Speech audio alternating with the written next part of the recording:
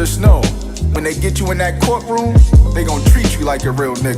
They wanna be a gangster, they wanna be a thug, they wanna be a crip, they wanna be a blood, they wanna be a pimp, they wanna be the plug, they wanna be that nigga throwing money in the club, but that's what they want you to be. He buys you very easily, but he prints money every day. And that's what they want us to be. With no backup. Just prints. But that's what they want you to be. They want you to think you doing good. They want you to think you the flyest nigga in the hood. They want you to want less and expect more. In other words, they want you to value that bullshit that you still in debt for. They want you to splurge, they want you to shop. They want you to get the new connect, they want you to cop. They wanna see a nigga slide on his ops. They building prisons every year, so believe me, they don't want you to stop. They want you to be on some gangster shit.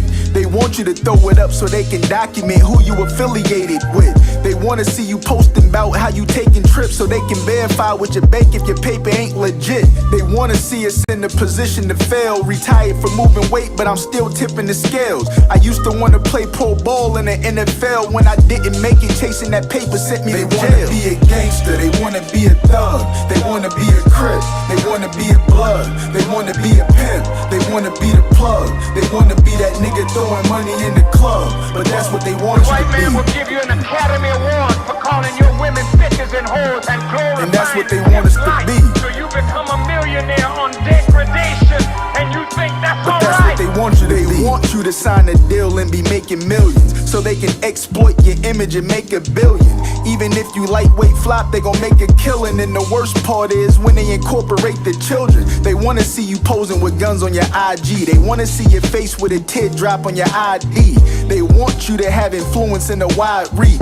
They want you to leave your being for that side piece. They want you to have a bunch of holes in your stable, pimp, so they can put that minimum 10 on the table, pimp. I know women who love to break a trick. A lot of hoes wanna be hoes, but to them it ain't making sense. They want you to claim the Bloods, they want you to claim the Crips, they want you to claim GD, they want you to make the list. They know that minimum wage job ain't gon' pay the rent. They just waiting for you to take the risk. They wanna be a gangster, they wanna be a thug, they wanna be a crip, they wanna be a blood, they wanna be a pimp, they wanna be the plug, they wanna be that nigga throwing money in the club, but that's what they want you to be. So he can offer you $1 million to carry on foolishness. And that's what they want us to be. And look at you, you rapping, then when the $1 million goes down, but that's what they want you to be. he gives it to you, and then he takes it right back. He said, now listen, you a new rap star. Did you see the bling bling that your brother have around his neck? See, now if you really wanna show them, you know, that you have arrived, go to the jeweler. He's my brother, who's around the corner. So you go to his brother, who's in South Africa, taking the diamonds out of the mines in Kimberley and the gold out of the mines in South Africa. And then your brother that don't have nothing, he comes up with the gun he just bought from his other brother.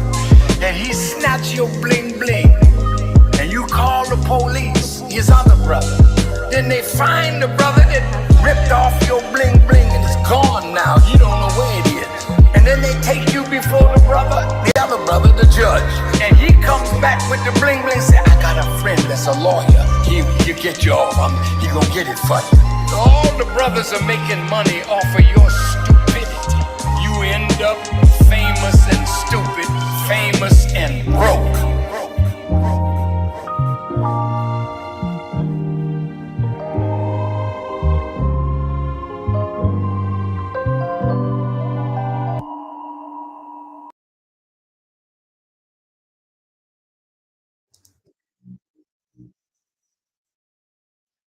All right, folks, how we doing? This is the Doug Rice Show. Let me go ahead and get it out of the way. Good morning, baby. It's the Doug Rice Show. Well, the Doug Rice Show. Well, the Doug Rice Show. I'm Doug Rice. Now you get to do what I do. I got to imagine it. How you doing, folks? That was young Oh my goodness, that gentleman, young Syph, Deshaun Corey, let's talk about that. Southside Story's new album dropped by Deshaun Corey on YouTube Music, and that was an appropriate and very timely, I can't say enough about the album. Extremely just talented. This man has been at this for years and years and years and years, and still looks like a little kid, which just infuriates us old guys when we see that. But I want to thank you for coming in. Thank you for tuning in. Now, we're doing a daily show, folks, and to watch me every day on camera is probably pressing. So when I do news, when I do these targeted topics of interest that should catch the minds of Negroes everywhere, I feel it necessary to give you a break from having to watch me jump around with my big eye, pointing all at you, making you nervous and making you drop your phone. Plus, I probably do a little bit better in expressing the kind of content I wish to provide to you on a daily basis. And as I do so, let me point out the greatness of our moderators, if available, if there, some work, some don't, and some will and some won't. Detrina, the anchor of the Moderator Initiative and soon fast becoming producer of The Doug Rice Show, as well as Antoine Anderson, guard of the masses, protector of Negroes everywhere. And if you get out of line, he just cuff you up and, just have somebody haul you away. He is also a moderator. I do thank you for showing up. We today, folks, today and every day after this day and from this day forward, I intend to try to shake it up a little bit, try to mix it up a little bit, try to make you feel some kind of way as I go about my Negro Day. And as we all know, the anchor of my, what I do is all about getting that goddamned grin off the faces of you, Negroes, that walk about this countryside with a smile so far and wide to accept the caucasity presented in front of you on a continual basis. And that's why I want that grin off our faces. Serious business, folks. That's what we're talking about. This is serious stuff. And so every day, hopefully about 10 o'clock or so, and I have to apologize for the earlier hour, I will go live before 10 a.m. or at 10. If I have to go beforehand, it is because I also have a responsibility. I have a company. Let me share with you my effort. I own this company, First Contact, and FRSTCNTCT is how it's spelled. And I do lead generation and sales for business, as well as web development, reputation management, search engine optimization, social media marketing, a few other things that are not there, I also do press releases.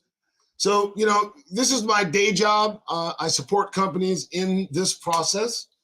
Thought I would share that with you, as I still will maintain that any of you that decide to support this effort by any monetary means, if you do so, I will in like kind return some very, very rare PDFs, and we'll talk about that a little later. I want to get into what we're on this morning for. And first, let me wish everybody a happy Tuesday and the 22nd of August, 2023. As we see prophecy unfold in front of all of us, we can connect the dots. We can take that psychic connective tissue and put it together to, just to make a very, very well thought out, very well seen and obvious scheme. One of the things that's intertwined in the minds of the folks that we find so passionately against Negroes is Donald Trump. Now, look, I don't care for Donald Trump. All right, I can say that with all honesty. I've followed him since he was a younger guy in New York City. I remember the Central Park Five. I remember, his full page ad. I mean, I remember him not wanting to see black folks on the floor of his casinos, the ones that he let close, as they told him two casinos would absorb each other, but his stupid mind did not absorb that thought. Moving on. Donald Trump is now becoming the touchstone, the attitudes of Americans in this country that support a white nationalist agenda. That is a fact. Now, he's evolved into this person. Like most white males that we interact with as they grow older, the true depth of their hatred toward black anything, Negro anything, comes to the fore. And it's a hit, it's a miss. Sometimes you got it, sometimes you don't. Sometimes, there are those that certainly grow without needing to know that, they have this racist, gene embedded deep within them. But as we know, Donald Trump's father and grandfather hail from Austria, hail from those Germanic tribes of Huns and Nazis defeated in not one but two world wars.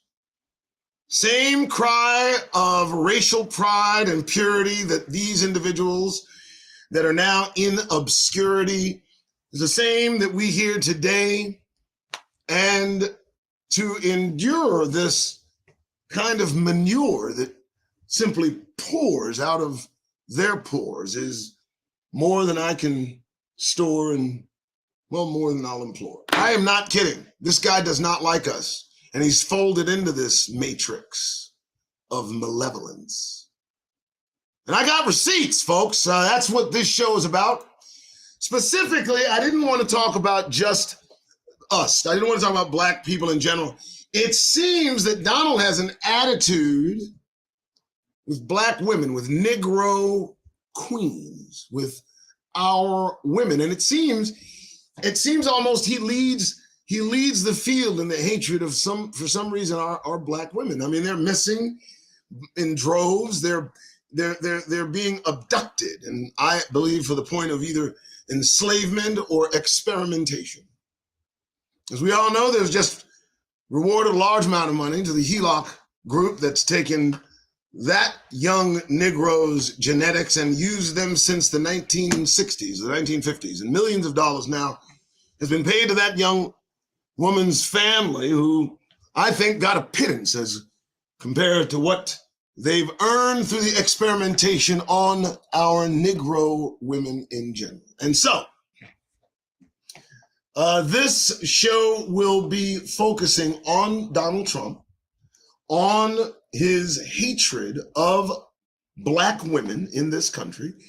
And we're going to talk about it in depth as we go through several news articles. We're going to start with this one, which I find extremely interesting. Hope you guys follow along. Donald Trump's long history of racism from the 1970s to 2020. So let's set the tone on this. Trump has repeatedly claimed that he's the least racist person. His history suggests otherwise. Now, this is brought to you by Vox.com. Let me give it its due. Written by German Lopez, and how Mr. Lopez really can focus in. Perhaps, as we know how Donald Trump introduced himself to the masses, he threw Hispanics and Latinos under the bus, talking about their best people. And so maybe it's appropriate that Mr. Lopez start this off as we observe Donald Trump's long history of racism from the 70s to 19. And look at him, the worship of blonde hair. This is really where we're going. White skin, blonde hair, even the eyebrows. And it's a mess. I'm sorry. I've heard stories about this guy filling his Depends. And I'm not being, trying to be crude as I usually do, but he just fills them. He empties his bowels. That's what I'm to understand. Yes, I'm going to give you the visual. And that's the reason you see that look of disgust on his on his right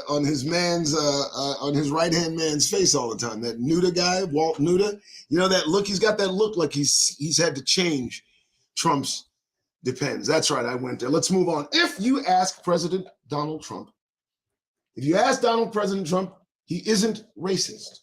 To the contrary, he's repeatedly said that he's the least racist person that you've ever encountered.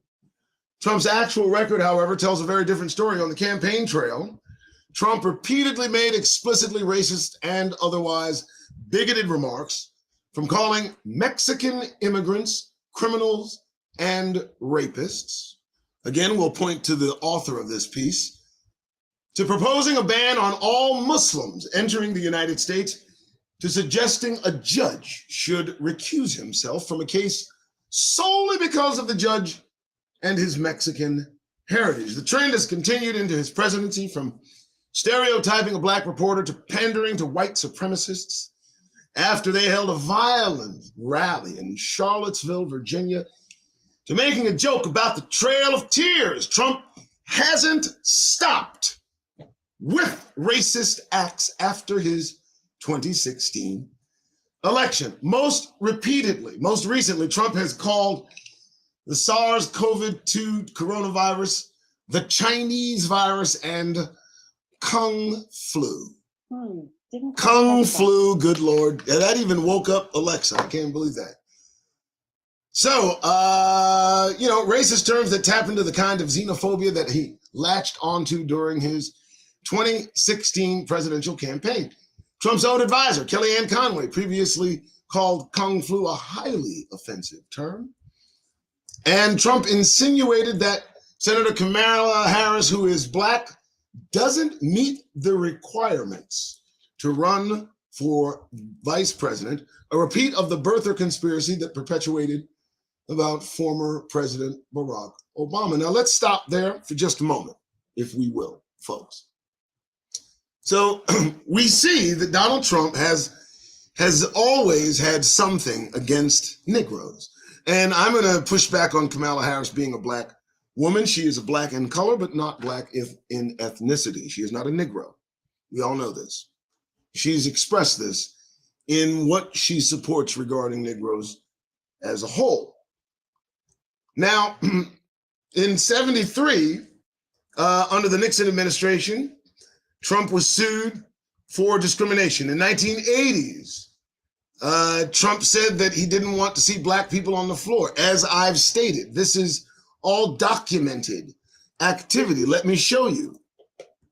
1973, Justice Department under the Nixon administration sued Trump management for violating the Fair Housing Act. Trump officials found evidence that Trump had refused to rent to black tenants, lied to black applicants. Huh? Wait, I need to do that, huh?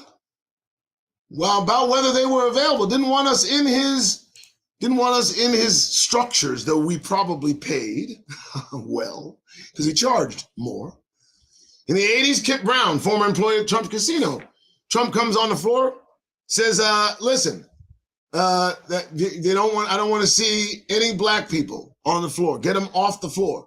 Ordered all black people off the floor of his casinos. All the black people off the floor. Of course, now this is where I come in. My memory serves really well here. Central Park 5 accused of attacking and raping a jogger. Immediately, full page ad, bring back the death penalty, bring back our police. Teens' convictions later vacated. They spent 7 to 13 years in prison. The city paid $41 million in a settlement. And you know this guy, this rancid piece of human waste that is now Donald Trump, has determined he won't even print a retraction.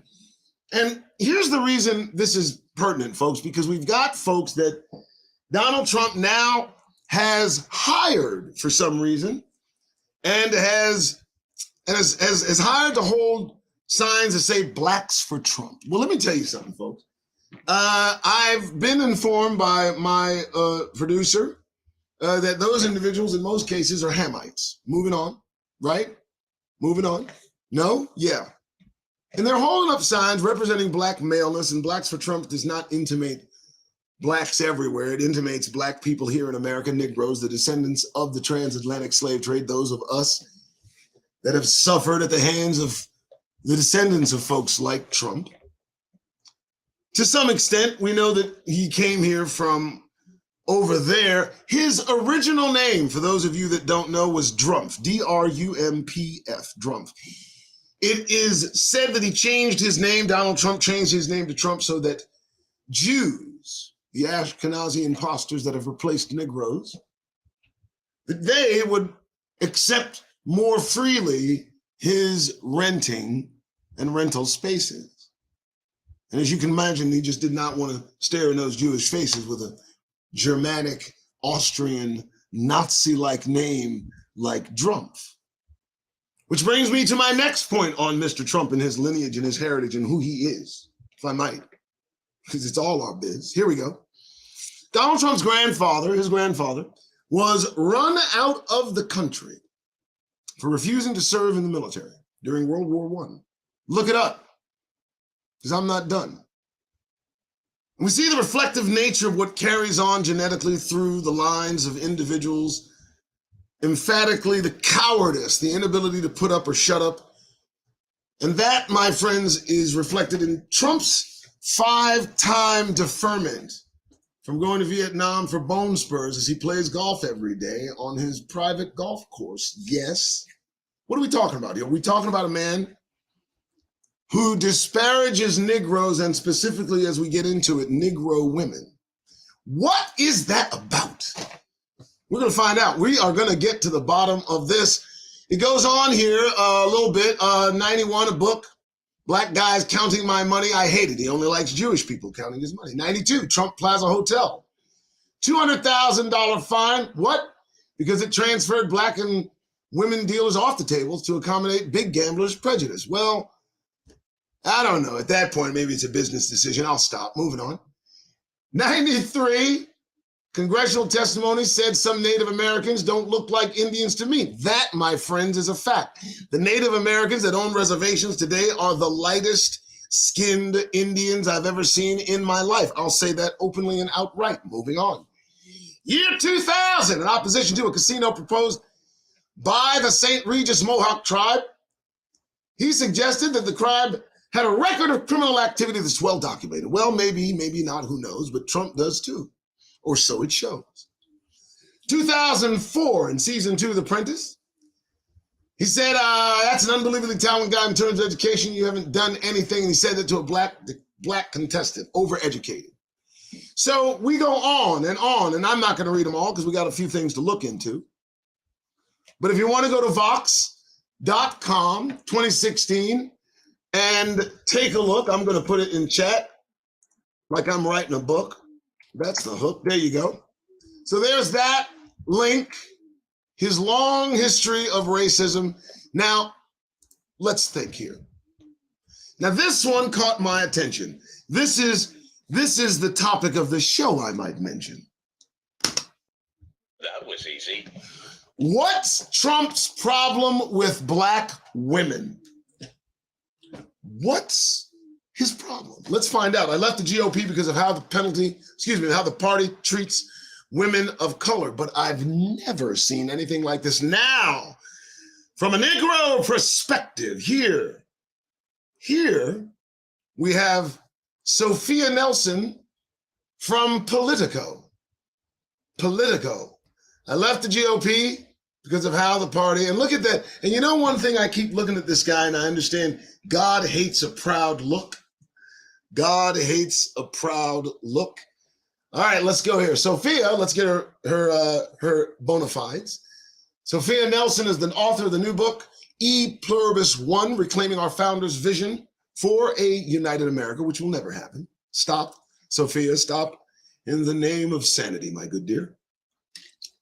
That kind of vision will never be here. Moving on, here we go. This is from Sophia. I am a rarity. For over 20 years, I was an active black female Republican. I interned for a U.S. Senator and for the Republican National Committee. I worked for the first female Republican governor of New Jersey for the House Government Reform and Oversight Committee and on George W. Bush's legal response team during his 2004 campaign. At 28, I was even nominated to run for Congress. Okay, bona fides. I was inspired to join the party when I heard Jack Kemp give a speech on my college campus in 1988 about what it meant to be a true Republican. My goodness, I bet you're just warm and fuzzy. Kemp understood that if the GOP he loved did not begin to embrace people of color and offer devastated urban communities a way to wealth, opportunity, and prosperity, it would fade to nothing, eventually losing its voters and its soul. Now, so we've established her back story. We know that she is a Kemp lover. So, what does she say about Trump? Since then, since she's been doing all this, the Trump trolls have been unleashed. Joe Walsh, a pro-Trump former Republican congressman, tweeted soon after that because Johnson had criticized the president, we have a right to attack her. Other accused Johnson, that's the backstory, is this woman Johnson. I didn't want to skip through it. Could Miss Maisha Johnson, widow of slain Army Captain LaDavid Johnson, I'll get that backstory.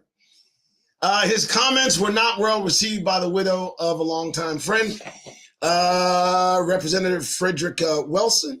I remember this. Mr. Johnson had died.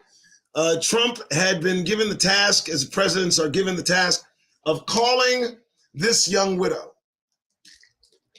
Sergeant LaDavid Johnson. Everybody remembers it.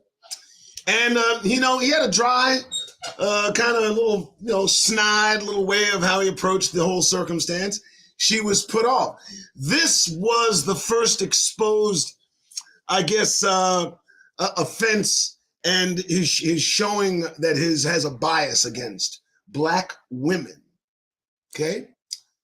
And after she attacked Trump, his cronies said that they had a right to attack her and claimed that she was paid to degrade her husband. On Monday night, conservative radio host Bill Handel called Wilson a cheap, lazy, Democratic wow. So this is a pattern. Donald Trump's disdain for Black women goes beyond Twitter.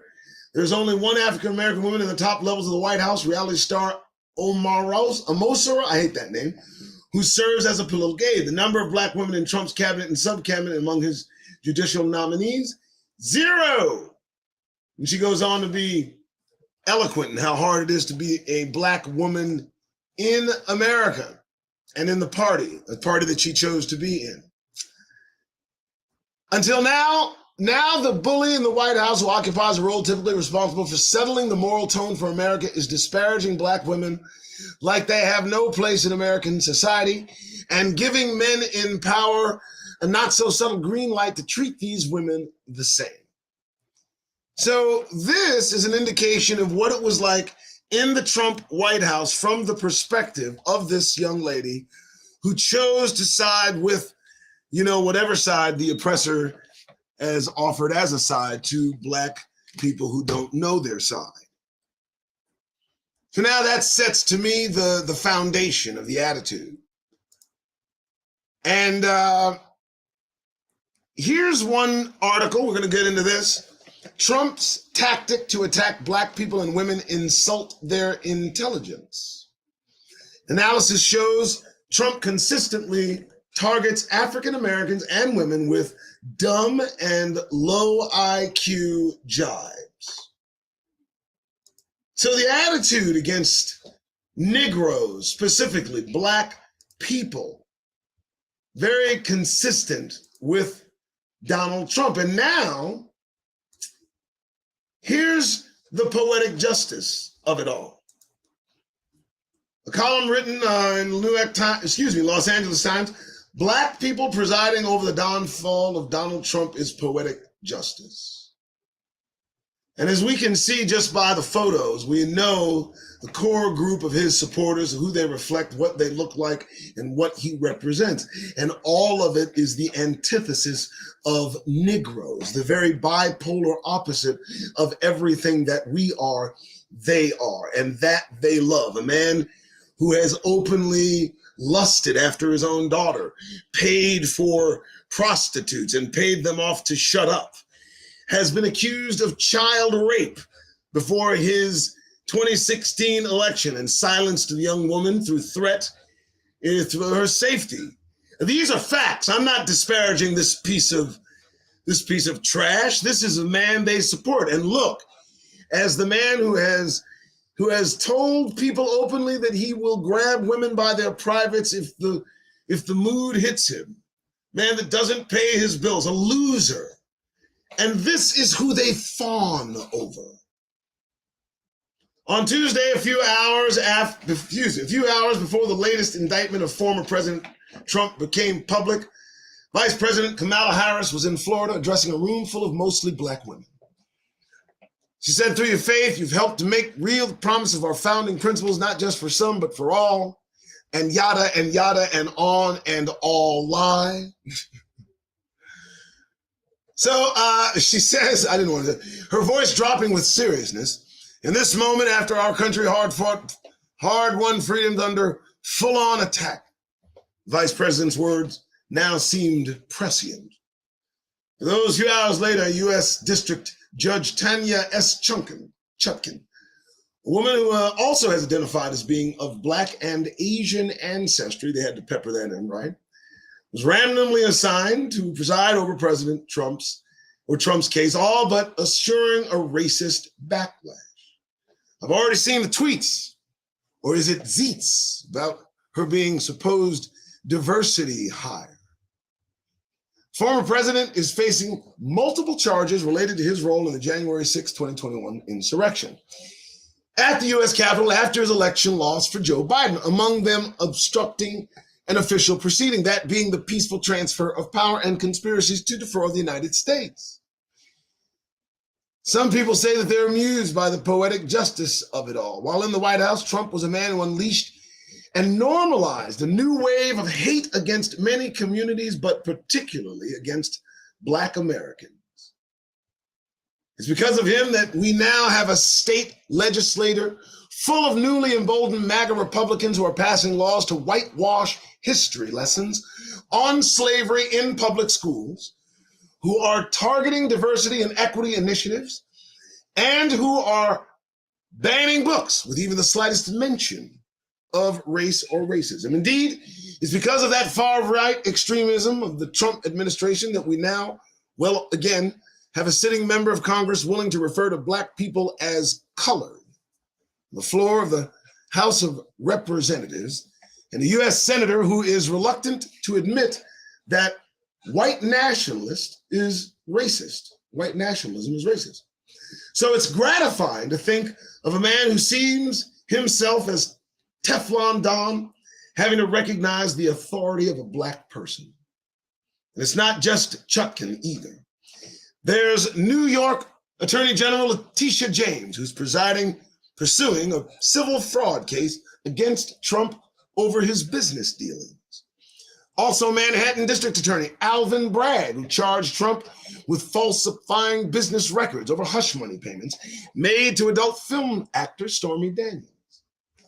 And in Georgia, Fulton County District Attorney Fani Willis has been investigating attempts to overturn former president's laws in the crucial swing state in 2020. Of course, she's already announced her intent and has already charged him. So, I mean, look, here's the deal, folks. This is primarily at the individuals who come at me continuously in support of Donald Trump because he's done something for Negroes. And the fact that he's freed a few, that he signed some legislation, that he did a few things, that he acknowledges those Negroes that fawn and worship his whiteness is of no consequence to me. That he has put his signature on some documentation to further anything involving Negroes does not associate itself with his personal sentiment toward us as a whole. Let's stop with that. And in supporting him, it is my belief that any Negro proves himself to be either out of touch with reality or purposefully ignorant and willing to accept these things put before us that prove this man is a goddamned Klansman. Now, I'll read the articles, but I can't make you think. But everything I see about this man plain stinks. So, first, let me stop for a quick second. Thank you all for being here. It's 9:31. This is going to be a new kind of way we go about what we do. We're going to find a topic, talk about a topic, find some topics on the topic, and then see if we can talk about them. I don't know. And I do appreciate you for showing up. Please, again, hit the share, subscribe, hit the notification bell. And if you are inclined to support this effort, please, if you would, we have some ability for you to do so. We have Patreon, we have Fundly, but most importantly, we have Cash App, which of course gets everybody quickly. And as I've said, if you donate, if you give, if you show your support, any amount that you give will be compensated in return with some PDFs so that you might learn. All right, moving on. Again, the topic, Donald Trump hates black women. We've gone over this. It's an established fact in my mind, but let's see what else we might find. Trump really hates that a black woman is prosecuting him. Now, this is from Kaylee Holloway, and I've got to give credence to the writers and the source. This comes from the Daily Beast, and the writer Callie Holloway brings this to us. She starts, New York Attorney General Letitia James' lawsuit is bringing the ex-president's racism and sexism back into the spotlight. There he is. You know, they always try to get the worst picture of him they can. The hair's all messed up, the orange makeup, the sly, I'm terrified, but I'm proud look. I don't know. It just got me shook. All right. There's no one for whom Donald Trump holds more disdain than black women. Even for a small, petty man whose presidency was almost singularly focused on insult tweeting between golf and crimes, Trump seemed to reserve his greatest condescension and disdain for black women, invoking racist and sexist language to demean their intelligence and capabilities. He repeatedly claimed that California Representative Maxine Waters had a low IQ and launched a verbal war with Florida Representative Frederica Wilson, labeling her a wacky liar. His indignation at black women journalists for questioning him, that is to say, doing their jobs, and seething resentment of their presence in briefing rooms was palpable when he instructed American Urban Radio Network's reporter April Ryan to sit down and then called her a loser. Berated CNN Abby Phillips telling her, "You ask a lot of questions," and implied PBS journalist Yamiche Alcindor was threatening, patronizingly shushing her, and called her something else. Trump intentionally evoked welfare queen imagery when calling Washington, D.C. Mayor Muriel Bowser incompetent and wanting of handouts, and called up angry black lady tropes when labeling Vice President Kamala Harris a monster and a madwoman. And whatever you think about putting Harriet Tubman on the $20 bill, his cancellation of that proposal and his suggestion that she instead appear on out-of-print $2 notes, while implying a formerly enslaved woman becoming a Union nurse, spy, and the first woman to plan and command a military operation that freed more than 700 enslaved folks, doesn't compare to the tremendous success of genocidist and slave trader Andrew Jackson is more than just wild. It's infuriating. Now I'm going to stop there because I'm getting worked up. So this is the guy that so many of you Negroes claim is for black people.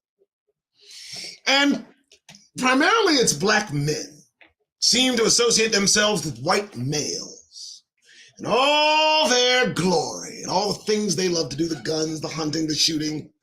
You identify with your oppressors. And chief amongst them is Donald Trump, who, I might add, hates black women. So why would a black man, any respectful, self-aware Negro, give two damns about this putrid, rancid, racist, misogynistic loser of a white male is beyond any ability for me to comprehend. Yes, this ain't the end either. So, you know, this, I mean, we've established it. And again, this image, this powerful woman, this Negro empowered, judicially able to lock his ass up, is making him have night terrors. I bet those depends are filling up fast. Ain't no telling how many of them will last. So, you know, that's the reason this show has come into fruition. You know, the guy is he's just not a good person, especially toward Black women. And might I add, a timeline of his unprovoked attacks on Black women. I mean, they actually have the timeline, which hopefully I can just read the timeline. They probably don't. Oh, here we go. So we got, this is Yamiche Alcindor. I cannot play the video because I don't know how that works. I mean, I don't know how the, you know, fair use crap works. Jamel Hill, let's keep going. Who else? Mia Love, that's who else he. Omarosa. Mia Love, Omarosa. Oh, got it. Omarosa, she had no business in his orbit anyway, and we all know he hit that. Moving on, stop. Michelle Obama, of course he's going to attack Michelle. Yes, yes, Ilhan Omar and Ayanna Pressley. Look at these attacks. Abby Phillips, don't know who she is, but she's Black. April Ryan, that one was a wild one. Brenda Snipes, Maxine Waters, we just keep going. Frederica Wilson, Joy Reid. Yeah, Donald Trump has a problem with Black women. He's a coward. And that's just all there is to it. The guy is literally on one. And if you're not, I don't know, he's also fomenting his supporters. His supporters are following his lead. Well, let's read. Black woman says group of Trump supporters attacked her following an LA rally. Okay, this from NBC News. Los Angeles Police Department said it is investigating Wednesday's attack as a hate crime last Wednesday. Berlinda is surrounded by Trump supporters in downtown Los Angeles on 6 January, initially credited the man. Oh, there we go. Remember this one. Yeah, and I remember that. So a Black woman in California said a group of nearly 40 pro-Trump demonstrators attacked her and called her the N-word following a rally in downtown Los Angeles. Police said they're investigating the incident as a hate crime after speaking with the woman. She's been identified by the LAPD based on her statements and other evidence. Hate crime was taken. Belinda, 25, walking when she saw a large group on Wednesday, according to NBC Los Angeles, which noted that she asked that her lane not be used. Earlier in that day, protest was held and many demonstrators stopped the steal signs. And look at this. What is it? I mean, let me try to figure this out, okay? It doesn't matter, you know, we're talking about an ongoing attack, and this is how it's going to start, in my estimation. You know, they want a civil war. They want to fight somebody. They prefer it not be each other, but they would sure love if it were us. Because they're buried within them is this need to somehow satiate this violence. And they see it expressed now globally, and the United States has a core group of white males enraged at their passing, enraged at their soon to come extinction. If the numbers that they factored in 2018 in New Mexico during the hearing they had, it was a big meeting that they had, and they looked at geological numbers, the numbers on this planet, and they found the only group that is diminishing in number are Europeans and their descendants.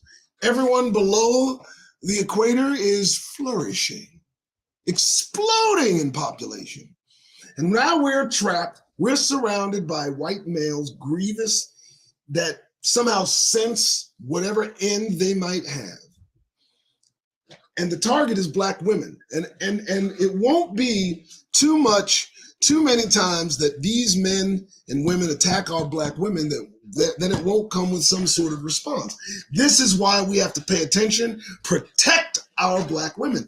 They're not just attacking them, they're taking them. Where are they taking our black women? 100,000 black women a year. If 100,000 white women went missing, they'd stop the planet. If 100,000 white women went missing, and we're talking about, I'm not talking about the generalized, I'm talking about 100,000 German white women went missing.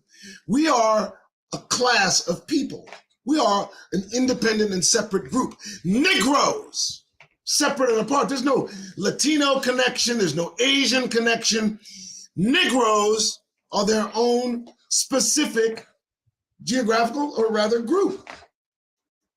So if 100,000 Italian women were being snatched off the streets of the United States, I dare say we'd have some problems.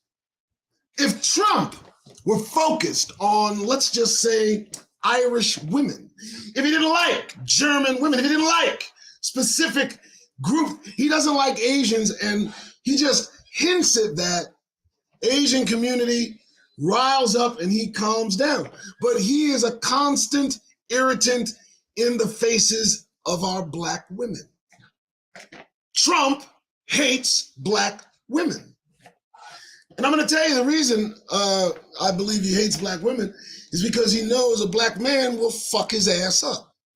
Black man ain't going to take his bullshit, so he steers clear of us. That strength intimidates his weakness. But a black woman he looks at as a, let's just say it, he looks at it as a piece of ass. But it's black.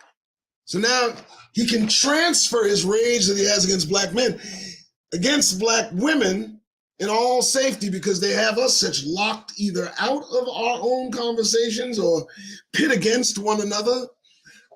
But I sense as their attack on our women increases, the defense of our women will increase. We look to Alabama. That wasn't by accident. All them brothers and sisters rose up. There wasn't too many sisters involved, but they were there. And of course, I do not foment any kind of violence. You keep to yourself and stay away from them folks, especially the ones you know ain't no joke. But the evidence is pretty clear. Donald Trump doesn't like black women. And by that, he doesn't like black people. Because if he doesn't like black women, he just doesn't like black people. That's just all there is to it. And specifically, Negroes. So he doesn't like black people, but he doesn't like black people that remind him of Negroes as well. So you can be a Hamite and remind him of the Negro, and there you go. Here we go. Sheila Jackson Lee denounces Trump's mafia-style tactics after death threats. Again, folks, the show's about Trump hates black women.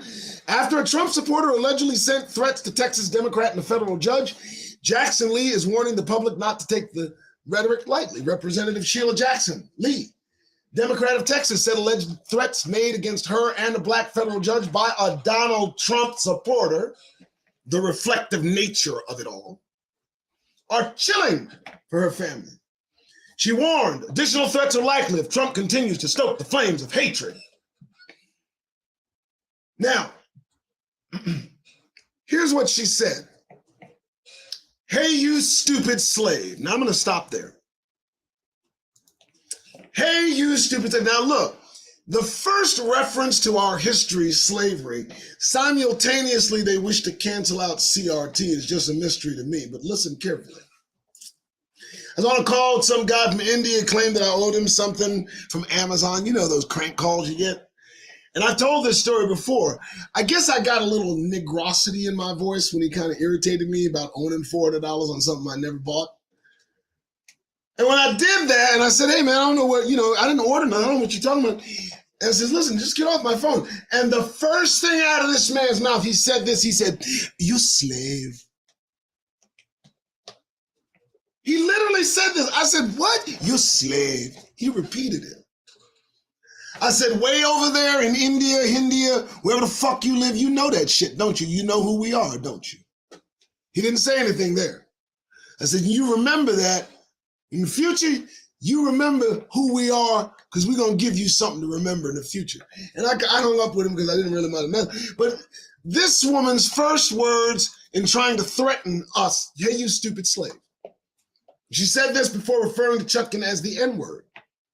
You are in our sights. We want to kill you. If Trump doesn't get elected in 2024, we're coming to kill you, so tread lightly. You'll be targeted personally, publicly. What is on these folks' minds? Why the hatred is not just for coming after Trump's behind either. You need to understand this. If there was no Trump, that woman, Ms. Schrei, would smile right past a Negro walking by. They hold this sentiment deep within them. And they have no earthly idea why they hate Negroes so goddamned much. But it really doesn't matter. It doesn't matter. Because soon they will be informed as to why their hatred runs so goddamn deep. So, folks, as as I sit here, the show being about Trump's hatred of black women, I want to close with this one specifically. And the reason most feel he does have a hatred, and not just for the reasons I've stated, but former Apprentice star Tara Dowdell on why Trump hates black women. I'll tell you why. We are the one group that has not fallen for his con. Well, that looks like a woman that will not fall for the bullshit, if I might add. That is not, okay, so it's not news that Donald Trump likes to be the center of attention, to have people defer to him. And that, accordingly to former The Apprentice star and businesswoman Tara Dowdell, is why he has an issue with black women. We are essentially the only ones who see him for what he truly is and call him out every single time. I think there are two things going on with Donald Trump and black women.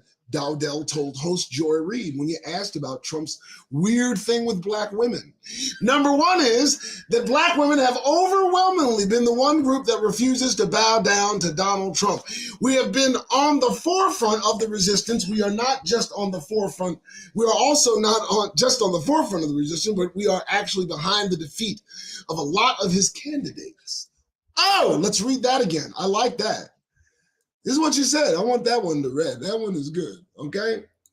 We have been on the forefront of the resistance. We are also not just on the forefront of the resistance, but we are actually behind the defeat of a lot of his candidates. Ladies and germs, I think we found it. I think we localized the problem. I think, boom, on the head. And he thinks about this. And now he's got Letitia James and Fonnie Willis just by the legal short hairs. And this fact is playing in his mind. It was black women voters, black women organizers. Roy Moore, failed candidate, is a perfect example in Alabama, a ruby red state, she added. We have talked about this over and over again. Trump had backed Moore and ultimately came out aggressively for him. That is part of what his issue is. Also, according to Dowdell, Trump just knows what buttons to push when it comes to racially charged words. And let's stop there for a minute. A few days ago, he used, He used riggers, all in caps, to define Fonnie Willis and the folks that are prosecuting him. Riggers. Big old Riggers, big old capital letters, And then he said she's a peekaboo face. Peekaboo. Took me a while to even figure that one out. I had to get some help. Jigaboo was the word he was trying to infer. So Donald Trump is now full-blown Klansman, and black people are behind this man. So what does that say about those individuals? Well, you make that up for yourself. So that is part of the issue.